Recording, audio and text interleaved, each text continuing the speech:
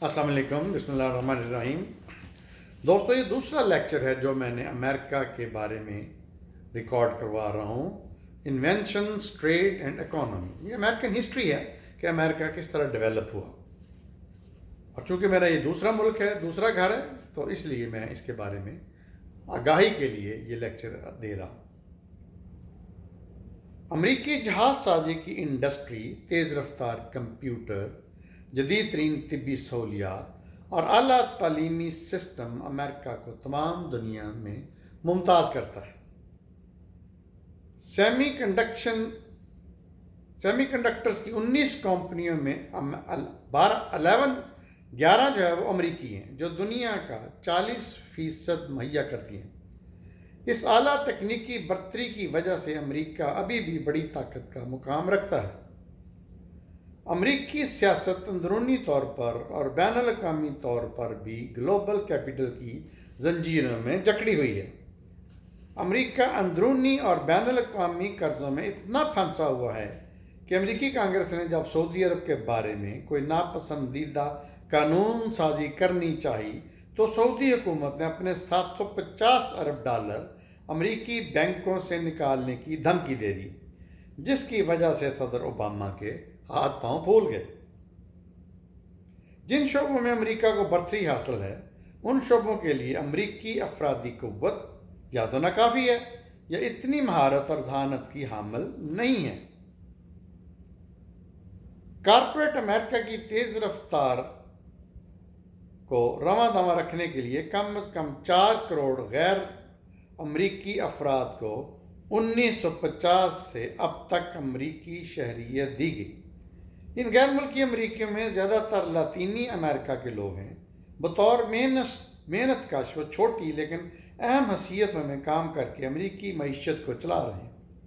تعمیراتی، میونسپل، صفائی اور کھیتی باڑی کے کام سے منسلک مزدور زیادہ تر میکسیکن، پورٹوریکو اور سلواڈور کے باشندے کرتے ہیں۔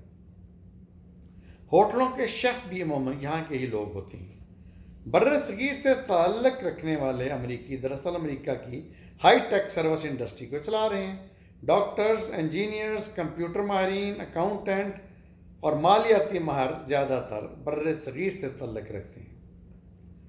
اصل گورے امریکی کارپوریٹ امریکہ اور امریکی خارجہ داخلہ پالیسی کو نہ صرف چلا رہے ہیں بلکہ بعض مرتبہ وہ حکومت وقت پر بھی مختلف طریقوں سے اثر انداز ہوتے ہیں۔ 123 ممالک کا دار و مدار WTO جو 1995 میں وجود میں آیا، اس ادارے کا مقصد تمام ممالک کے درمیان آزاد تجارت کو فروغ دینا تھا۔ اس ادارے کے وقوع پذیر ہونے سے پہلے ایک اور ادارہ موجود تھا جس کا نام تھا GATT، GATT یعنی GATT، جو 1948 میں تشکیل دیا گیا تھا۔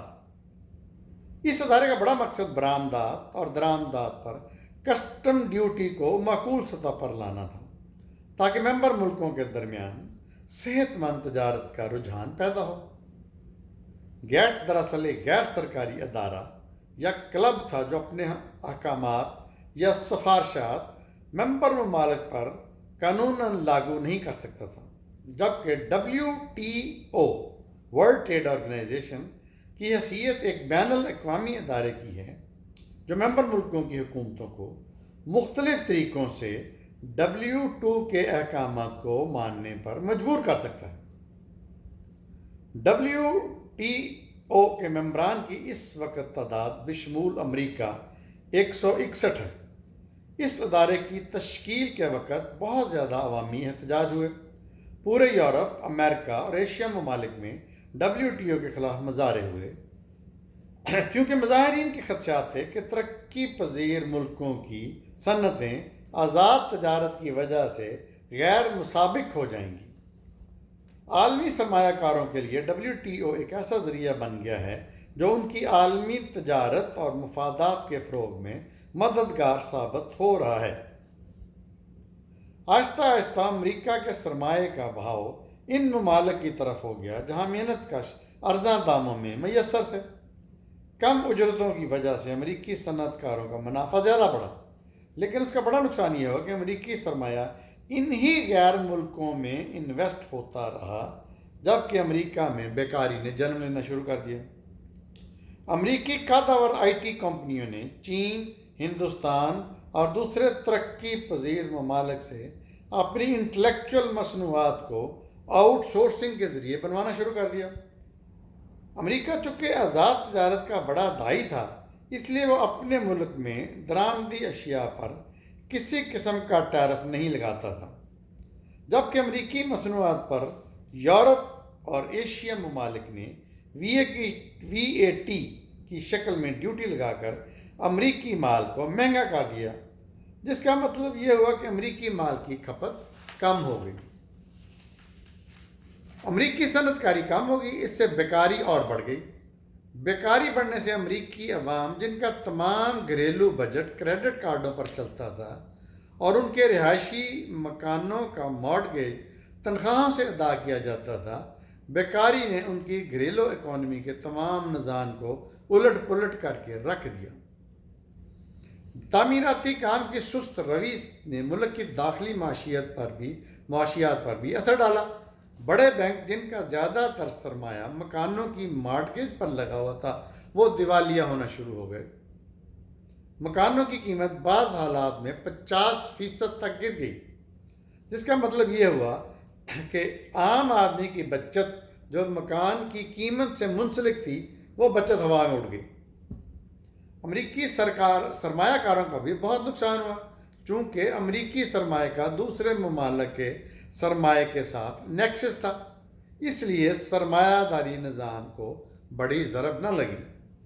امریکہ کی بڑی صنعتیں مثلاً کار سازی، کمپیوٹر سازی، جفت سازی، گارمنٹ انڈسٹری اور ہر قسم کی اشیاء، صرف کنزیومر آئٹمز امریکہ میں درآمد کی جانے لگیں۔ بیکاری کے سرکاری اعداد و شمار 6.5 بتائے جاتے ہیں، جبکہ امریکہ میں اصل بے روزگاری 27% تک پہنچ گئی ہے۔ امریکی قانون کے مطابق بے روزگار اس مرد عورت کو سمجھا جاتا ہے جو کام یا ملازمت کرنے کے قابل ہو اور وہ ملازمت معاش کی سنجیدہ تلاش میں ہو اور اس کو ملازمت یا کام نہ مل رہا ہو، تو ایسے فرد کو امریکی قانون بے روزگار سمجھتا ہے۔ بے روزگاری کا ایک اور طوفان ترقی یافتہ ممالک اور خاص طور پر امریکہ میں جنم لے رہا ہے۔ آن لائن شاپنگ کا تیزی سے بڑھتا ہوا رجحان ریٹیل سٹور کی اہمیت کو کم کرتا چلا جائے گا۔ امریکہ سمیت تمام دنیا میں پرچون یعنی ریٹیل کی دکانیں اور بڑے بڑے سٹور آبادی کے 37% طبقے کو بالواسطہ اور بلا واسطہ روزگار مہیا کرتے ہیں۔ دکانوں میں نظر آنے والا عملہ ہی نہیں، بلکہ اس کاروبار کے پس پردہ مختلف قسم کے کام کرنے والے لاکھوں کی تعداد میں ہوتے ہیں۔ مال تجارت کی سپلائی لائن کو کام رکھنے والے امپورٹرز، تقسیم کار، ترسیل کار، بینک، مال کی نقل و حرکت اور گوداموں کا کاروبار ریٹیل کے سٹوروں سے چلتا ہے۔ آن لائن شاپنگ روایتی دکانداری کو نہ صرف ختم کر دے گی بلکہ بے روزگاری کو بھی جنم دے گی۔ امریکی طالب علموں کو تعلیمی قرضوں کی مد میں امریکہ اب تک 1000 ارب ڈالر قرض دے چکا ہے۔ اصولی طور پر طالب علم حصول تعلیم کے بعد ملازمت کر کے یہ قرضے آہستہ آہستہ واپس کر دیتے ہیں، لیکن بڑھتی ہوئی بیکاری نے تعلیمی قرضوں کی واپسی کو بھی خطرے میں ڈال دیا۔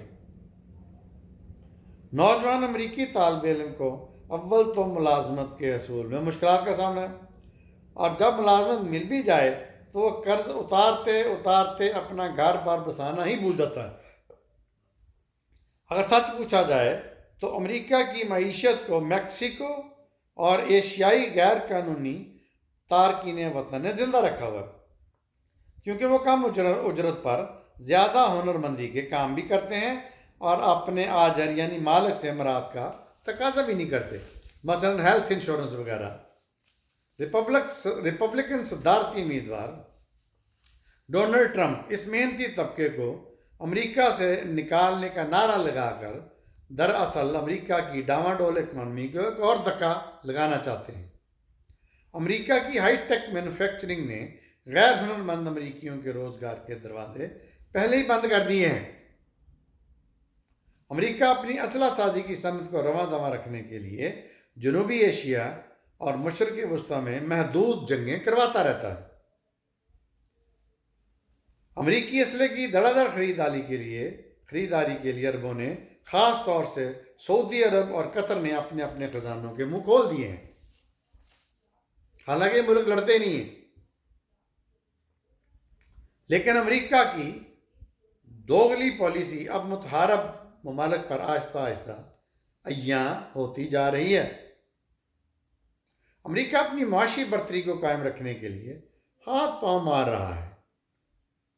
محدود جنگوں کی وجہ سے امریکی اسلحہ کی طلب بڑھنے سے امریکی ڈالر عالمی کرنسی کی حیثیت ابھی بھی رکھتا ہے، لیکن بہت جلد امریکی ڈالر اپنی عالمی معیشت کھو بیٹھے گا۔